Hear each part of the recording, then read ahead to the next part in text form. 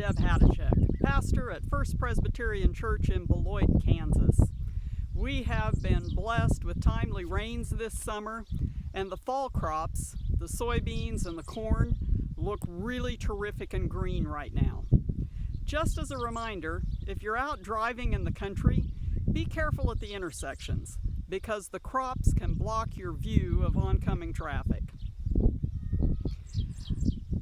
This will all change in a few weeks as we move towards the fall season. It might look beautiful if these fields stayed green and lush year-round, but that means they would never produce a crop. These plants need to continue to mature in order to produce an abundant harvest.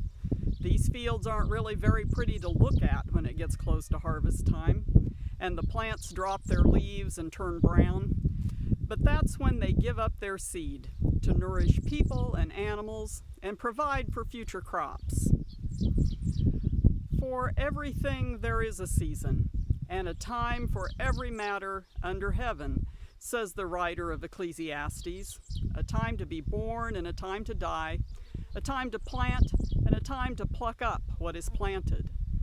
Those words can bring us great comfort through the different seasons of our lives. The last couple of months of worry about the pandemic have been a difficult season for us. My mom compares it to the worry about polio, just one of the seasons of life that she lived through in the 1940s.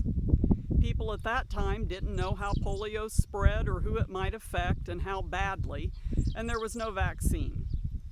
That's just one reminder that other generations have survived their own seasons of heartache and hardship and worry.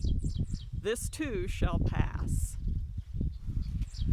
Our youth-obsessed culture really doesn't value the maturity or pursue the wisdom that age can bring.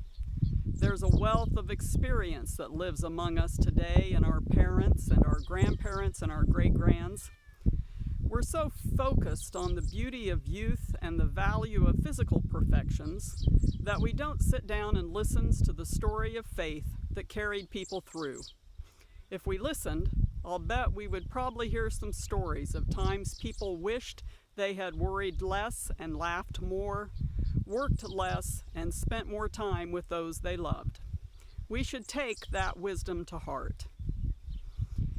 If we're one of the more mature generations, we have a responsibility to share our faith and live as an example of people who put their trust in God. How do we show others that following Christ has made a difference in the seasons of our lives? I have seen the business that God has given to the children of man to be busy with. He has made everything beautiful in its time. Go in peace, love and serve the Lord. Amen.